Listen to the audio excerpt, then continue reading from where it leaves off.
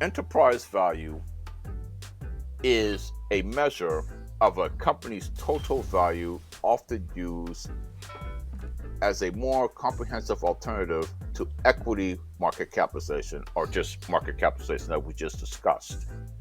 EV, short for enterprise value, includes in its calculation the market capitalization of a company, but also short-term and long-term debt, as well as cash on the company's balance sheet, as I was just. So here's the formula to calculate enterprise value.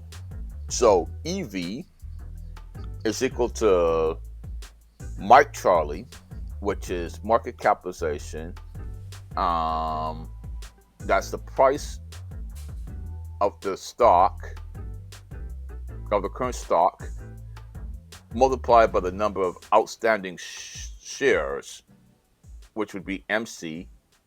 Total debt is equal to the sum of the short-term and long-term debt, and then cash, subtract cash, and cash equivalents is the liquid assets of a company, but may not include marketable securities.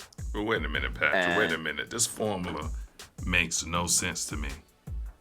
If I'm looking at the enterprise value of a company, and we just went into great detail ad nauseum about market cap, so I understand it.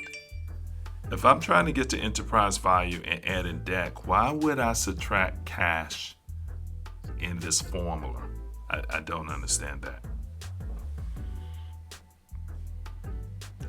Okay, so let's just say, so I'll just run through a quick example, and that can be confusing to those who first come across this formula. Like, why take out cash? Isn't cash part of a firm's operations? Or value. Because let's just say, let's just say, for example, the market capitalization of the company is $100 billion. Let's just say that the total debt for it to run its business is about maybe 10 billion. But let's just say that it has 15 million of cash on hand. So what you do is you take the market cap, that's how much you're going to have to spend to buy the equity, to satisfy the equity stockholders. And then, so that's 100 million, I said. And then 10 million for the debt, so that you can pay off the debt holders. But then you have $15 million worth of cash. You could use that cash to retire the debt, and you'll still have $5 million left over. So then your enterprise value would be $95 million. One way, and that's what you would pay for the company. So one way to look at taking cash out there, since, if you were to, buy the company for, or have to spend $110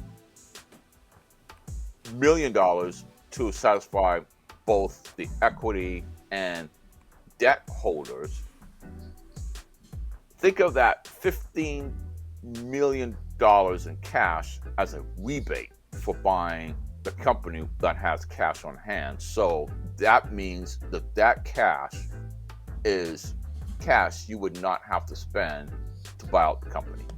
So that's why it's subtracted out of market capitalization plus total debt. Gotcha.